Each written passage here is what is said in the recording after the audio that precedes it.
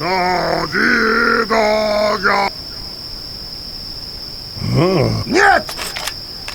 I'm gonna headbutt you! I'm gonna headbutt you! I'm gonna headbutt you!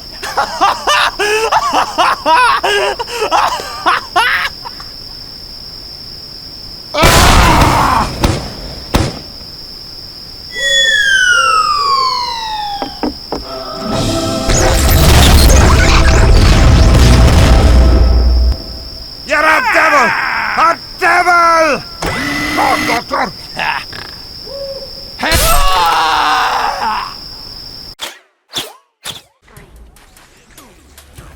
Hey guys, welcome back. The Vaccinator is probably Medic's most controversial item. A ton of people who play this game believe it to be completely overpowered in the right hands, but so few medics even use it that it rarely appears in game unless there's a bot wave going on, in which case it can be invaluable if you want a buddy want to murder the machines. The reason the Vaccinator is so rarely seen in pubs as opposed to stock, Kritzkrieg, and the Quick Fix is that it's scary. I mean, look at those stats. Now that is what I call a text wall, yeesh. And using it isn't immediately straightforward to new players, so it inevitably collects dust in the inventories of burgeoning medic mains, brought out once in a blue moon just so that they can confirm, yep, this thing is still really weird, and then pick up all reliable once again. The few medics who do commit to using the Vaccinator full time have no choice but to get good at it, and these are the guys that give the Vaccinator its ugly reputation as an overpowered medigun. Look, we all know that the part of the video where the guy just reads off a bunch of TF2 wiki stats is the part everyone skips, so I'm going to try to avoid saying any numbers and summarize how this thing works. The Vaccinator has the ability to swap between protecting against bullet damage, fire damage, or explosive damage.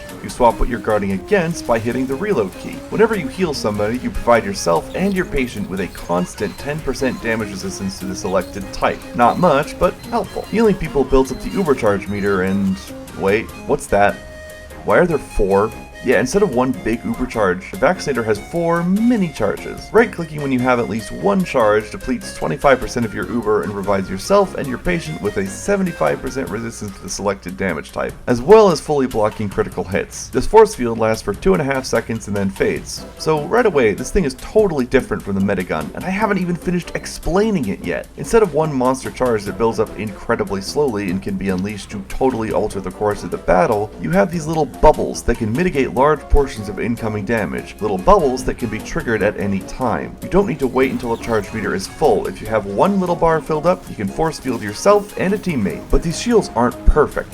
Like I said before, they only protect against the selected damage type, so if you pop a bullet shield on somebody, that's great. They are now protected from 3/4 of incoming bullet damage. If they get blown up or set on fire, guess what? They take full damage. This also applies to crits. An explosion shield does nothing against bullet crits. That's important. Okay, I have to finish explaining this thing's stats. I'm sorry, I promise I'm not dragging this out on purpose, it's just convoluted. The Vaccinator builds its charges much faster than the stock Medigun. Sometimes. You see, Ubercharge build rate is governed by a series of mechanics that I think I understand. The fastest way to build charge is to heal injured teammates. Once someone is healthy, you stop building charges fast, and that's your cue to go heal someone who needs it. You aren't supposed to just heal one person the whole time, so the game rewards you for prioritizing people who've taken damage. Cool. You also build charge more slowly if you're healing someone who is also being healed from another source. So if somebody's on the payload cart near a dispenser or getting health from another medic, you build charge at half the speed. This is good. Again, it encourages you to focus healing power on those who really need it. If somebody is at low health but they're standing near a dispenser, they'll be fine pretty quickly. So your healing beam isn't quite needed there. Focus on injured teammates who are not already being healed and you will build up Ubercharge really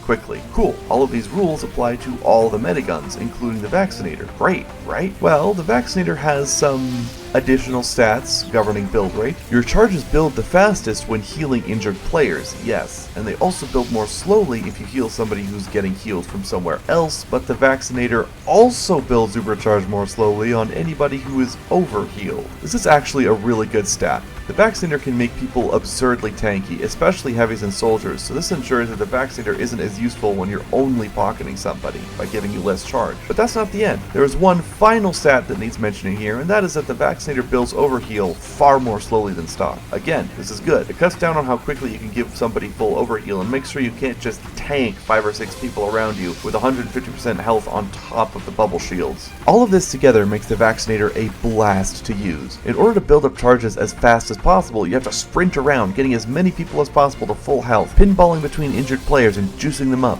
Do this right and you will nearly always have at least one shield charge, and your team will very rarely have many people at low health. And then it gets even more fun when battles happen, because you're constantly swapping resistance types to keep up with what's damaging teammates, casting force fields to save critically injured people. Here's a fun little tidbit: if you stop healing somebody after casting a shield, the shield sticks around for its full duration, which means you can shield up to 4 teammates around you at once. Not to mention, if somebody has just taken a ton of damage, you can cast a shield to keep them alive and swap to the crossbow to burst heal them back to full in seconds while the shield is still active. Sigafu saving your heavy is sick. I love being a shield mage. But the fun doesn't stop there. Okay, so when you cast a shield, there's a delay before you can cast another one.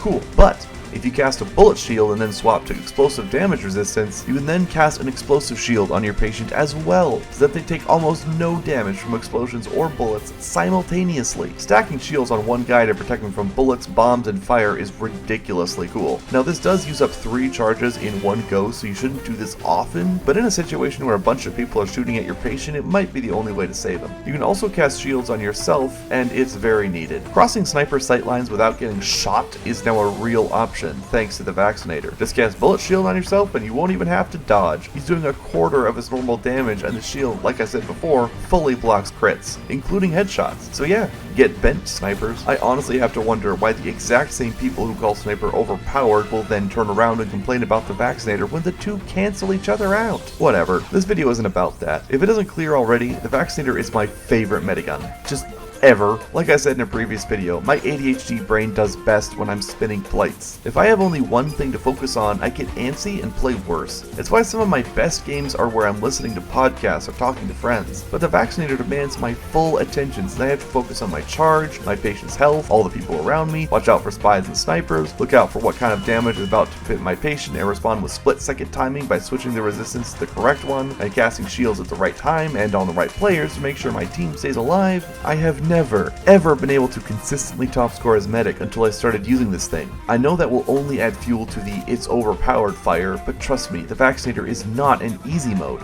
If I'm not paying 100% attention to the game and performing at a high level, both me and my patient will die. A lot. I guess that brings me around to the elephant in the room.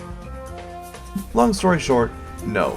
It's not. You can't guard against more than one damage type at a time without using up at least 2 charges. Overwhelming force of multiple damage types can frequently break through the Vaccinator's shields, but there is one specific type of damage that the Vaccinator cannot and will not block. One method of mutilation that thoroughly defeats the shield mage's black magic: melee.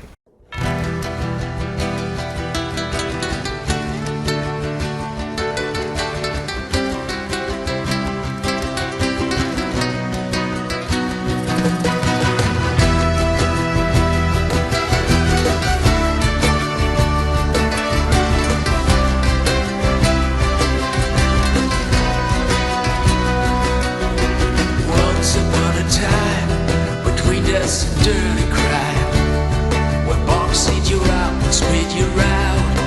Honestly, get started on the road. Sadly, started, we got lost in a land of corruption and white trust. The rebellions are hard on his neck. Even the police want him hush.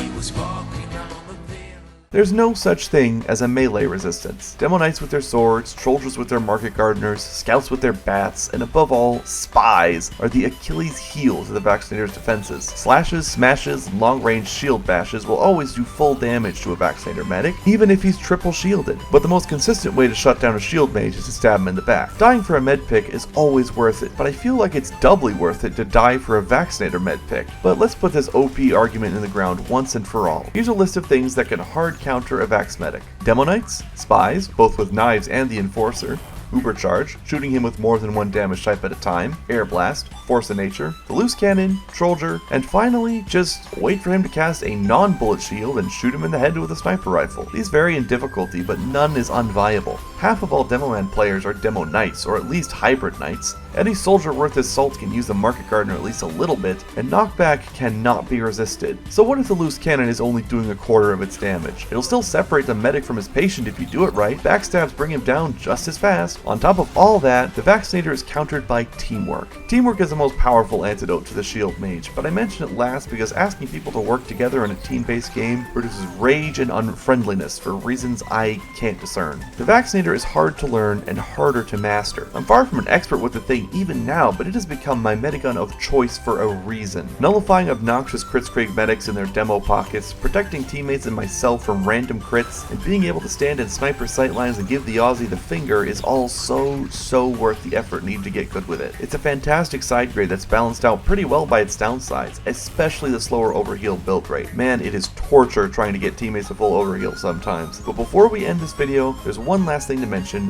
one item that synergizes really well with the Vaccinator. The Uber Saw. Zoinks!